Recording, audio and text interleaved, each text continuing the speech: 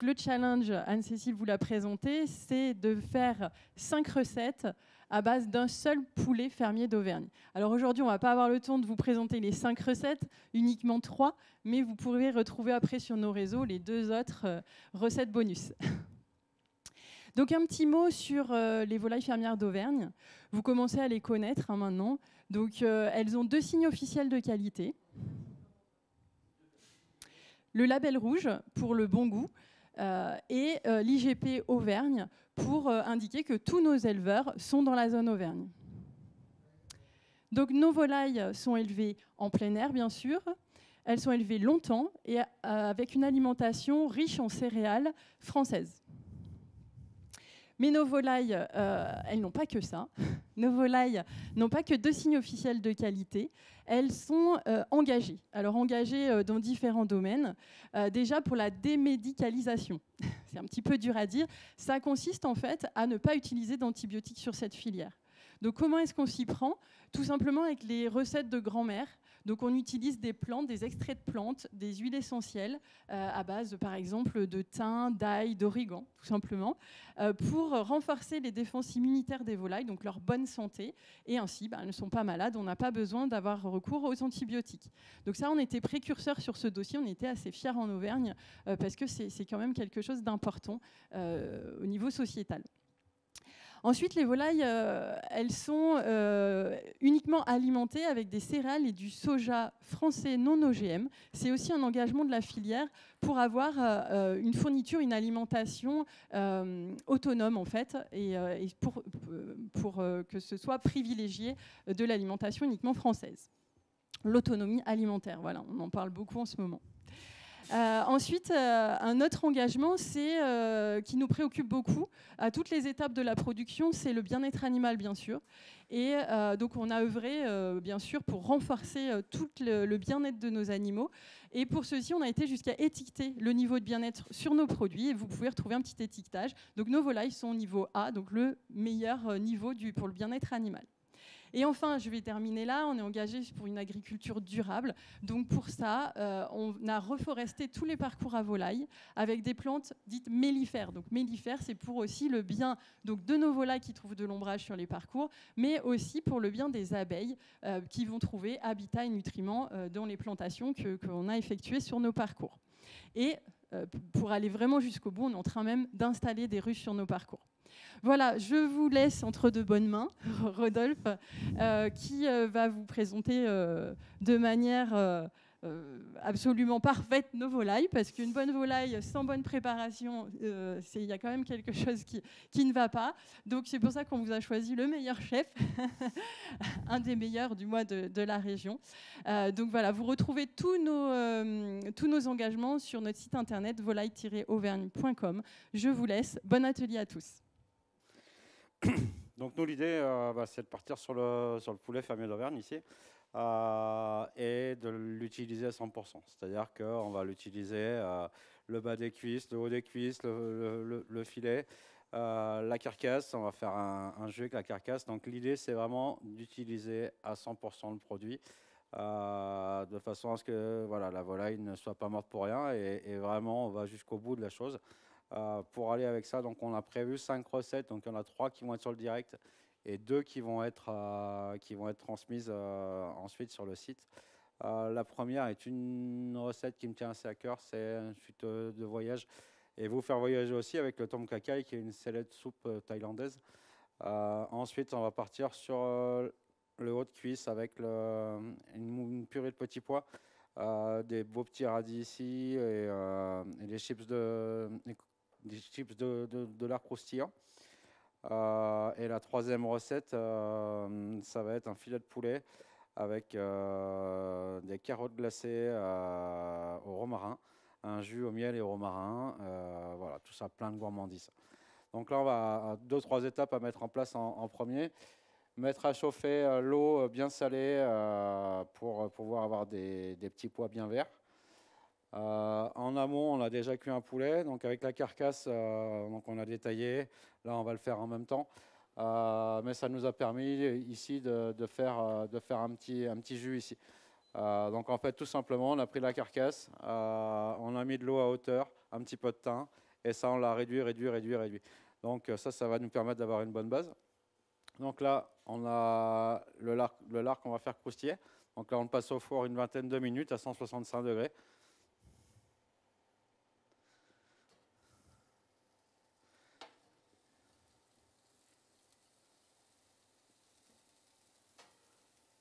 Et donc, ça va nous permettre d'avoir des petites chips de lard un peu croustillantes. Donc, en parallèle à ça, on a pris des carottes ici, qu'on a des petites carottes nouvelles, qu'on a juste émincées. Donc ça, ces carottes, on va les glacer. On va récupérer juste un petit peu de beurre. Alors un petit peu, avec moi, c'est compliqué, je suis breton, donc j'essaye de me restreindre, mais c'est pas facile. Donc un petit peu de beurre ici. Une petite goutte d'huile. On fait chauffer, pas trop fort au départ. On va prendre un petit oignon, comme ça, qu'on va émincer.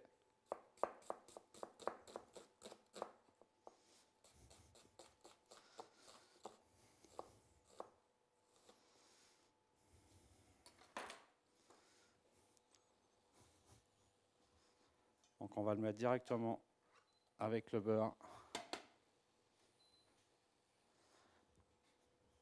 Et on va y mettre un petit peu de sel, de façon à faire ressortir l'eau de végétation du légume et éviter qu'il brûle tout de suite. Donc ça, c'est intéressant, c'est important.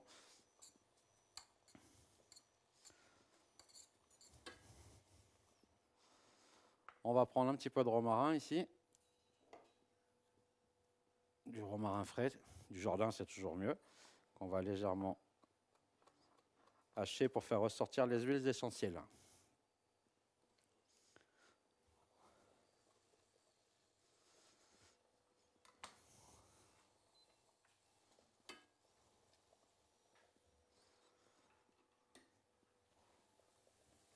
Donc là, on va laisser tomber un peu nos oignons avec le beurre.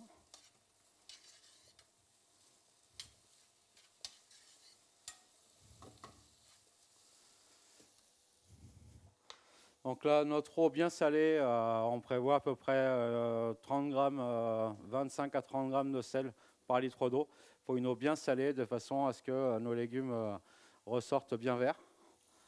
Donc on est parti sur une dizaine de minutes donc pour faire notre purée, notre mousseline de carottes, de petits pois, pardon.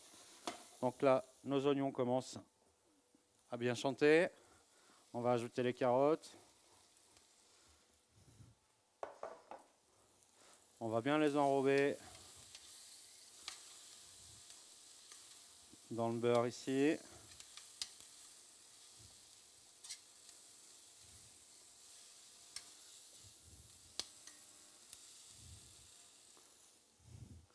Une fois qu'elles sont bien enrobées, on a du jus d'orange ici. Donc on va mettre un petit peu de jus d'orange. Et on va compléter avec un petit peu de bouillon de volaille. Donc là, l'idée, ça va de faire évaporer le liquide, qu'il ne reste plus que le côté orangé, le côté du sucre, qui va faire qu'on ait quelque chose de très très brillant. Donc en parallèle, on va venir prendre ici notre citronnelle. Donc on va la taper avec le dos du couteau. Donc là, l'idée, c'est vraiment de faire ressortir les huiles essentielles. Donc ça va nous servir pour la soupe tom kha kai. Donc ici, on a la citronnelle. On va venir zester un citron.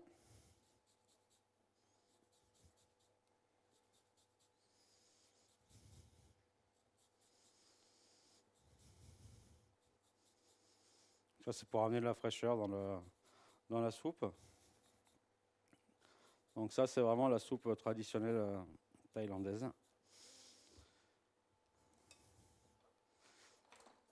Ici, on va venir presser 2 citrons. Alors la petite astuce pour le citron vert pour avoir plus de jus, c'est de les passer 15 à 20 secondes au micro-ondes.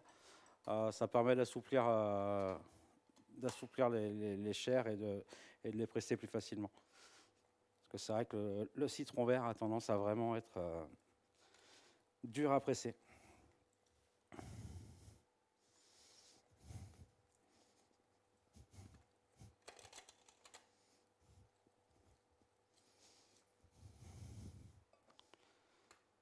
Donc là, on presse nos 2 jus de citron.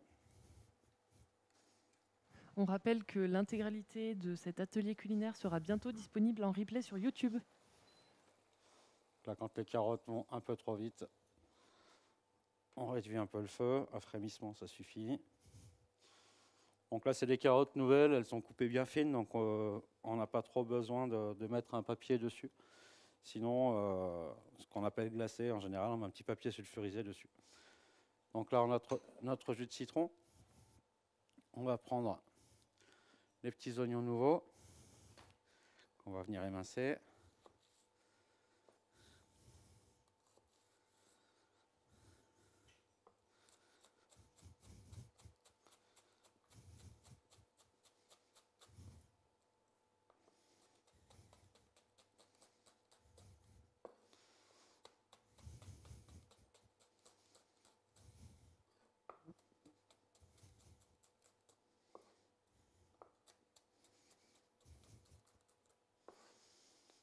Donc là, voilà, on va venir prendre un beau morceau de gingembre.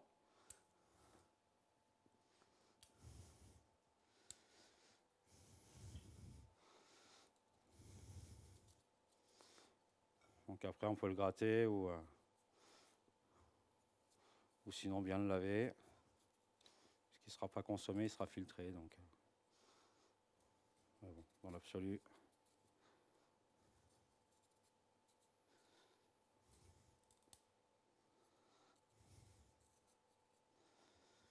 Donc là, ce gingembre, on va l'émincer finement. Donc c'est une soupe que j'aime beaucoup, il y a beaucoup de fraîcheur, beaucoup de croquants, on est sur du cuit, on est sur du cru. Donc c'est vraiment quelque chose qui me parle.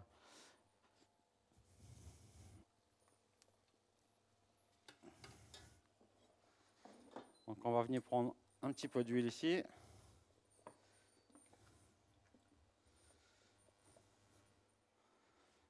On va mettre nos oignons, notre gingembre, notre citronnelle. Alors on n'hésite pas à la recouper, c'est un peu trop long.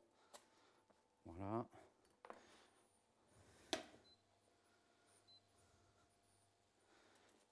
Ça, on va faire revenir tranquillement.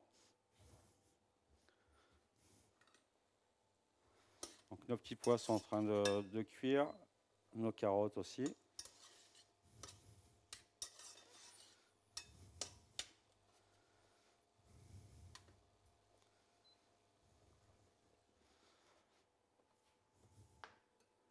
Pendant ce temps-là, on va en profiter pour découper notre poulet. Donc là, on récupère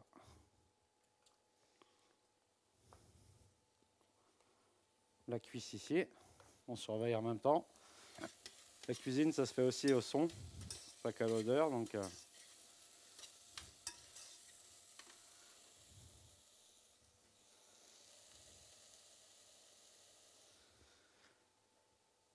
notre petite volaille fermière d'Auvergne ici, on sent qu'elle est bien juteuse.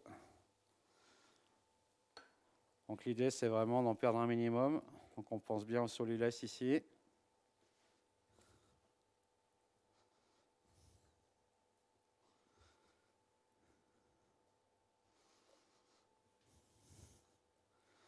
Là, on va suivre ici le bateau. On vient vers le bréchet et on écarte. Et ça vient tout seul. Donc là, voilà, on a une belle cuisson.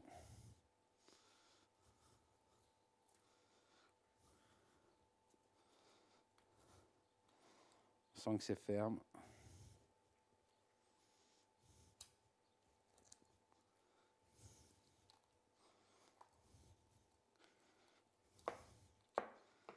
Et là, souvent, on a tendance à juste gratter ici, venir récupérer la viande. Là, l'idée, c'est de continuer de gratter et venir de casser la volaille, casser la carcasse, mettre juste un petit peu d'eau, un petit peu de thym à hauteur, et on fait cuire, on fait réduire. Et là, on aura le petit jus qu'on va voir tout à l'heure.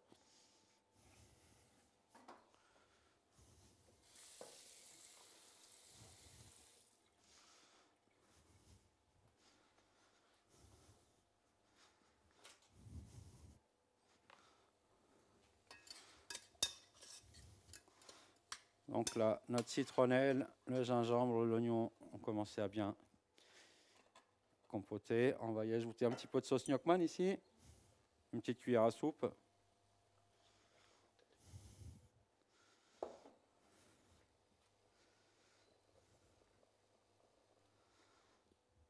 On va ajouter le jus de citron.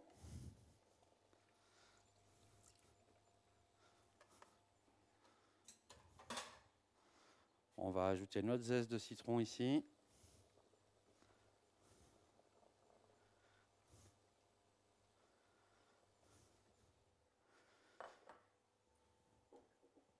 Et on va ajouter notre lait de coco.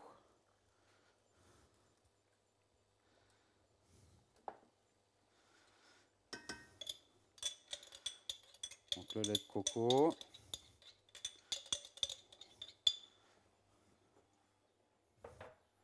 Et on va compléter avec du bouillon de volaille. Donc soit vous faites un bon bouillon maison, soit écoutez, il y a l'option cube que vous trouvez dans toutes les grandes surfaces. Donc ici, on va venir filtrer notre jus. Donc ça, vous voyez, juste la carcasse.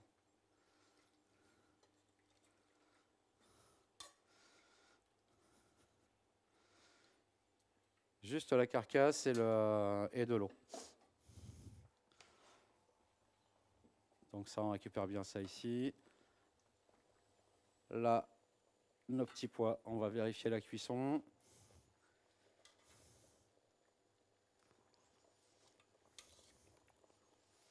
On va encore attendre 2 minutes. Pour faire une purée, on veut qu'il soit vraiment bien cuit. Donc là, pour le tom-kha-kha, on a quelques petits légumes qu'on va utiliser. La carotte ici. Donc la carotte, on va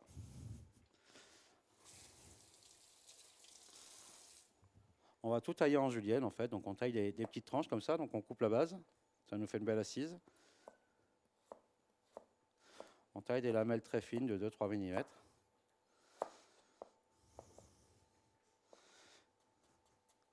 Et après, on taille des bâtonnets. Donc bien finement. Et ça, on va les mettre dans l'eau glacée. Donc ça va nous permettre de retrouver le croquant du légume. Donc des fois, c'est vrai que vous avez des radis un petit peu abîmés. Quand vous voulez leur donner une deuxième jeunesse, vous les mettez dans un bol avec de l'eau et des glaçons pendant 5-6 minutes. Et vos légumes vont retrouver une deuxième jeunesse. Donc là, l'idée, c'est vraiment d'avoir la volaille fermière, les petits légumes crus, les petits condiments, les petits assaisonnements, et puis la soupe qu'on va venir verser chaude dessus. Donc, c'est vraiment un plat que j'aime beaucoup, qui est intéressant. Donc là, on a des petits pois mange-tout aussi, qu'on a taillés crus. Ici, c'est les petits champignons enoki. Là, on va récupérer un petit peu de verre de cébette, de nos oignons, on perd rien.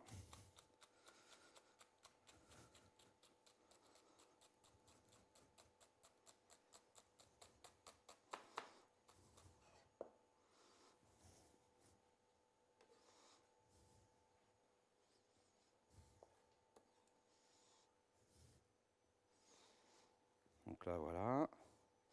Donc la soupe tom-kha-kha, on va la cuire une fois qu'elle est à ébullition. On va la laisser frémir une quinzaine de minutes. 15 à 20 minutes, de façon à ce que les arômes se parfument bien. On a le lait de coco qui va venir, qui est un peu gras, donc on a toujours besoin d'un peu de gras pour fixer les saveurs. Donc tout ça va bien se mélanger. Donc là, nos petits pois sont prêts.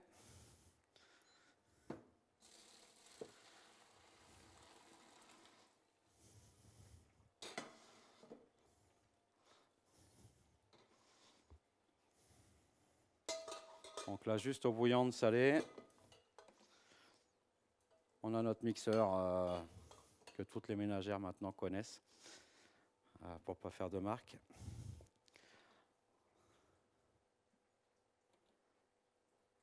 Donc le temps de le démarrer. En parallèle, on jette un petit œil sur les carottes. Donc ça se passe bien, ça glace tranquillement.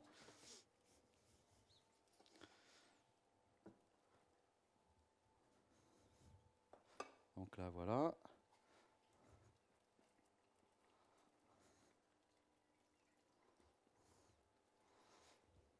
va venir récupérer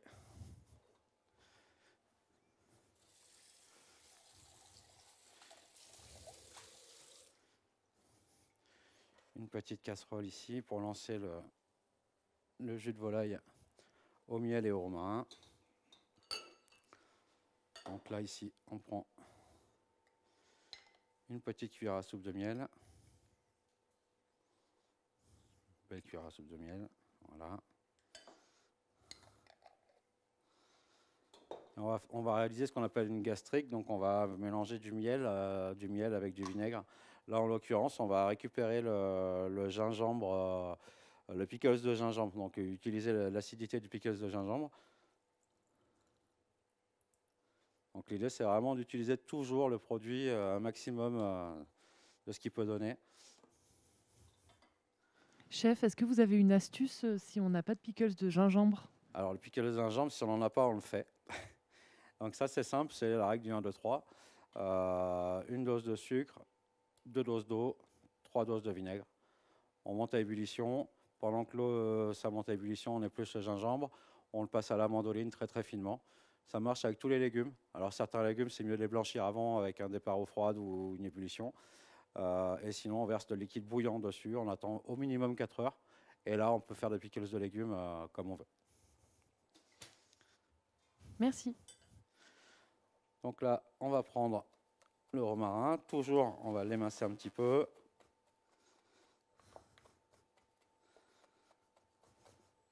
Faire ressortir les huiles essentielles.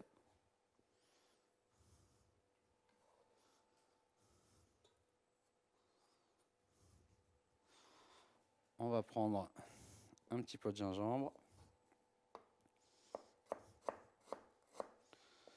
Puisqu'on a un vinaigre de gingembre, autant retrouver le gingembre cru dedans. C'est très intéressant. Et donc ça, on va l'amener à ébullition.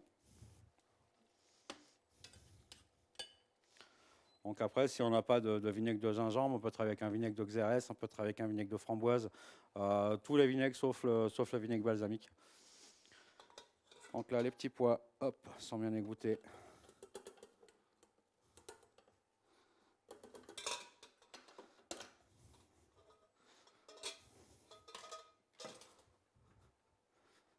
Et si on n'a pas de Thermomix, on peut utiliser un mixeur plongeant par exemple?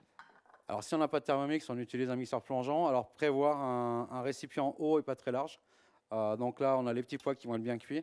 On va mettre une belle noix de beurre. Donc belle noix de beurre de Breton. Voilà. Donc c'est du beurre de micelle. Ici, on va mettre un peu de poivre. Donc on ne va pas saler, puisqu'on avait bien salé les petits pois. On a du beurre de micelle. Et on aura le lard croustillant qui va amener du sel aussi. Et donc un petit peu de crème également. Petite parenthèse, chef, on nous demande pourquoi on ne peut pas utiliser du vinaigre balsamique pour les pickles. Parce que le vinaigre est noir et on aura des légumes noirs et c'est pas assez acide en fait. Puisqu'on a déjà une dose de sucre pour 2 doses d'eau, 3 doses de vinaigre, il n'y a pas d'intérêt. Après, on va avoir des légumes qui vont être tout marrons, et c'est pas suffisamment bon en conservation. Le but d'un pickle, c'est de conserver des légumes pendant des mois, quoi. Donc là, on vient mettre un petit peu de crème.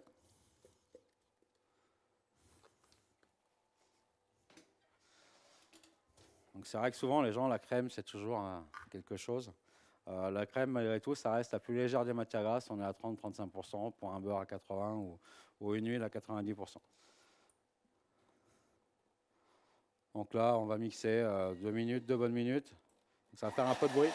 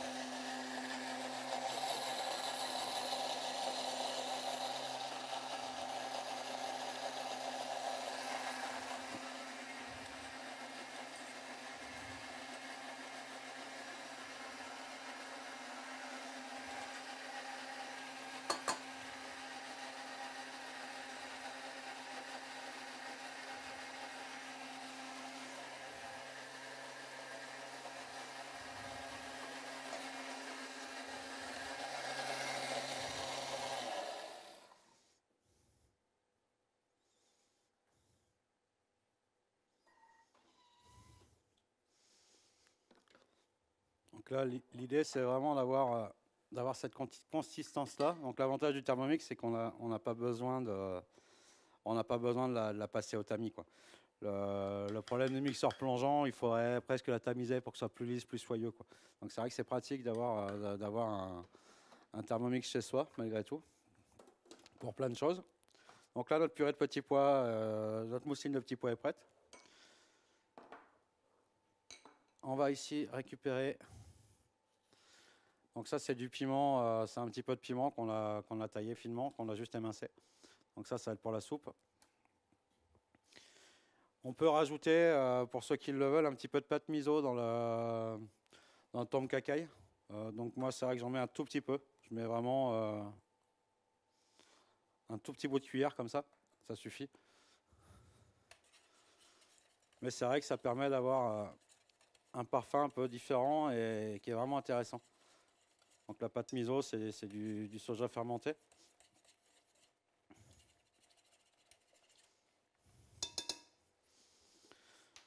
Donc là, notre miel avec le vinaigre est en train de bien bouillir, commence à devenir bien sirupeux.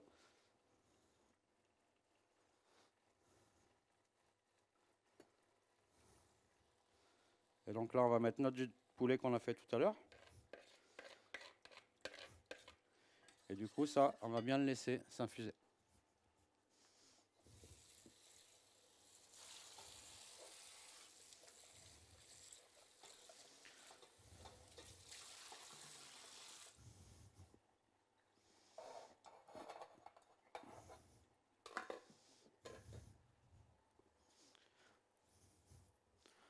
Donc là, on va pouvoir commencer à dresser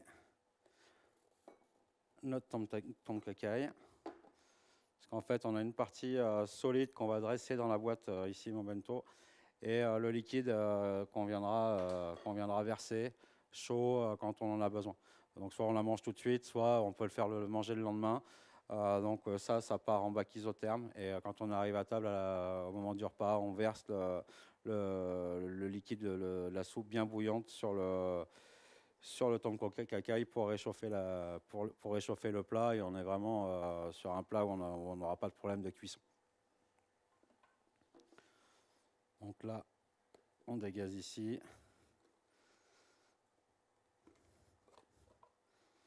Voilà. Donc on a notre boîte ici. On va récupérer le filet de volaille. On va enlever ici. On va récupérer l'aiguillette. Ça, on va le couper en 3 dans la longueur. Et on va tout émincer.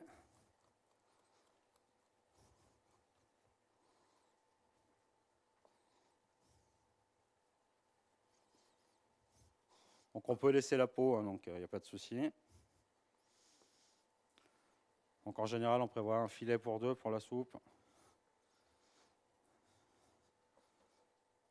Donc là, on vient disposer la volaille.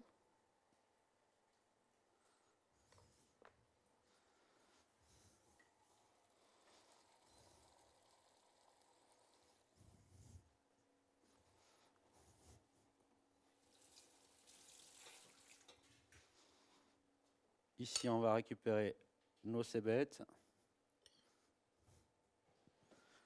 Nos petites cébettes. On va récupérer les pois mange-tout. Chef, pour ceux qui nous rejoignent, est-ce que vous pourriez répéter le nom des 3 recettes que vous êtes en train de réaliser? Donc là, ici, on est sur la première recette qui est le tom kha gai, donc une célèbre soupe vietnamienne.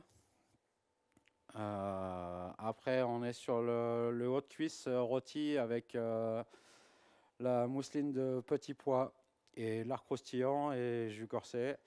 Et ensuite, on est sur un filet de poulet rôti avec carottes glacées au romarin et jus au miel et romarin. Voilà. Ici, on vient récupérer nos petits enoki, nos petits champignons.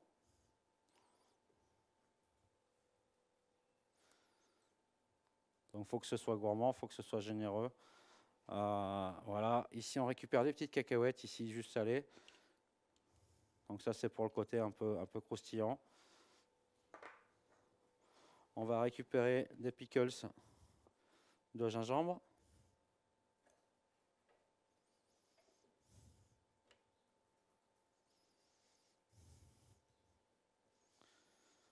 Comme ça ici. Et ensuite, on va récupérer de la coriandre. Coriandre fraîche, forcément. Et là, c'est vrai qu'on ne va pas s'embêter. Alors moi, c'est vrai que j'aime bien tomber sur des morceaux. Quand on masse sur la coriandre, ça amène vraiment un parfum qui est beaucoup plus prolongé. Donc, on ne cherche pas à les couper, ciseler forcément. On va venir juste chercher à amener du goût.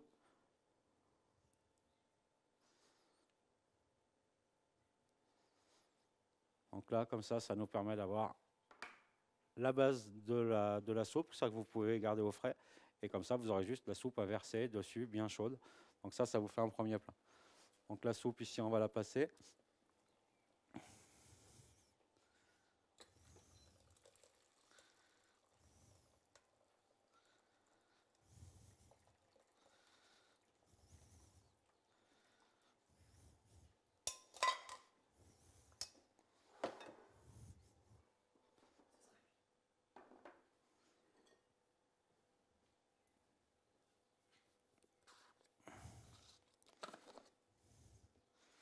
Et donc là, tout simplement, le bac est isotherme. Donc ça a été bien pensé par mon bento.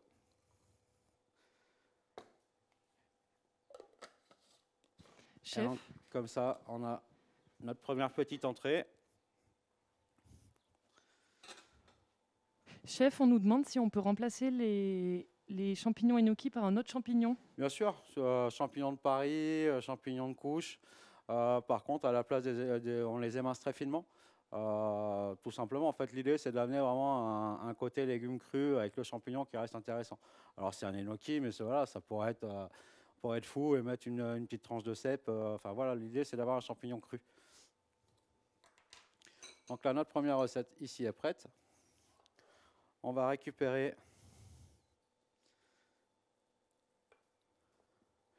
les hautes cuisses et les solides. Donc ça, c'est vrai que c'est un de mes morceaux préférés de la volaille à moi, parce que c'est toujours juteux, c'est toujours très goûteux. C'est vrai que le blanc a tendance à être toujours un peu plus sec.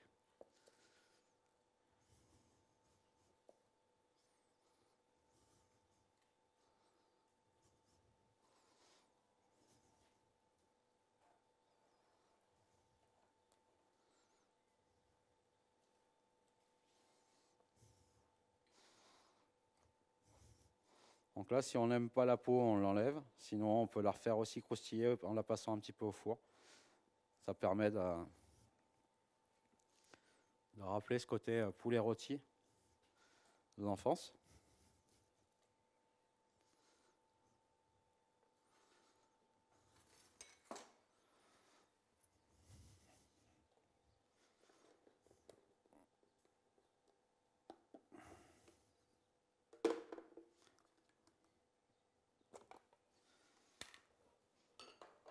Donc là, ici, on va récupérer notre haute cuisse,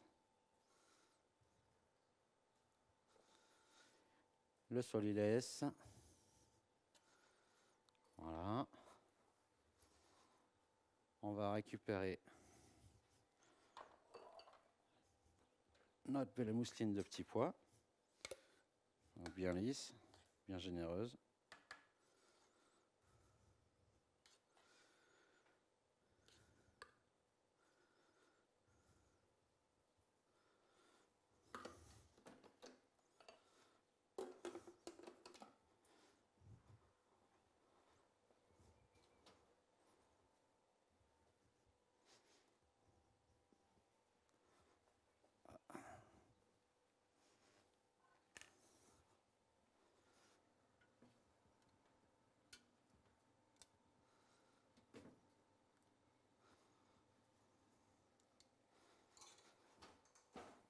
Donc on vient récupérer notre petite strate de lard ici, croustillant.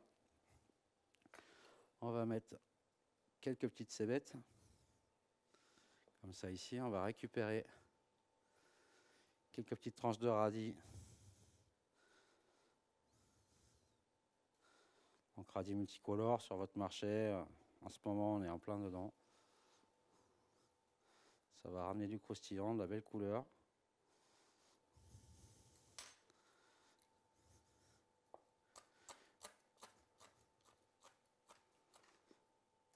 Là, on récupère le côté croustillant du lard qui va se marier avec le petit pois. Et là, on a un petit jus de poulet nature corsé qu'on a fait juste avant.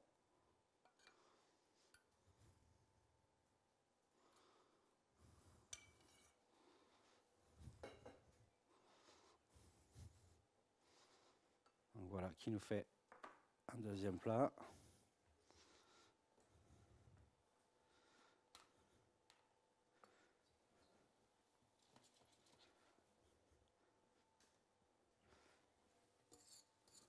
Donc là, on va rectifier nos carottes, on va goûter.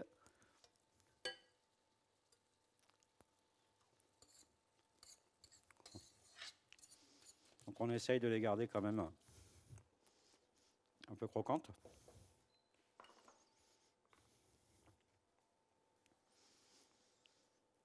On a notre deuxième filet de poulet ici. Donc là, pareil, l'idée c'est d'être pour deux. Donc un filet pour deux.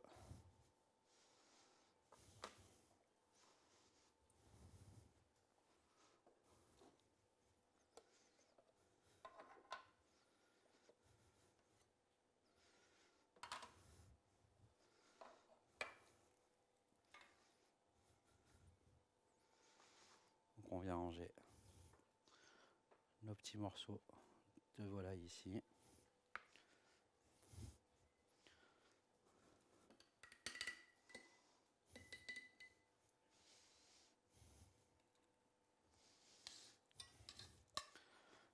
Nos carottes glacées ici bien brillantes. Donc là, on est sur un filet de poulet rôti, jus au miel et romarin. C'est ça. Et c'est carottes glacées au romarin, c'est Carottes ça? glacées au romarin.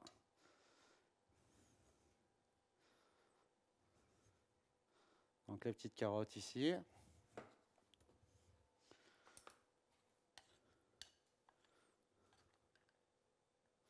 Donc là, c'est notre jus de poulet au romarin.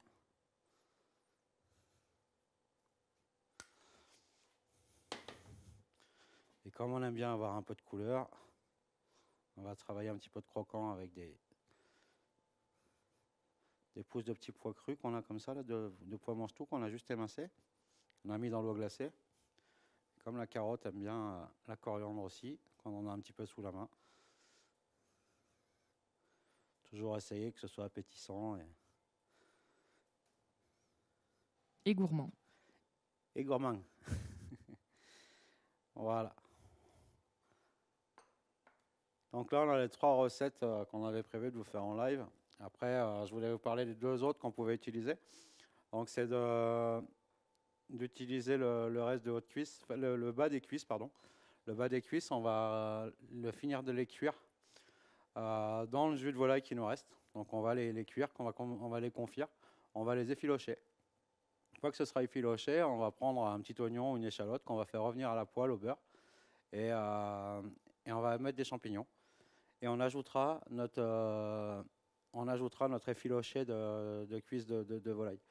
C'est vrai que souvent, le bas de la cuisse, ce n'est pas le plat que les gens préfèrent.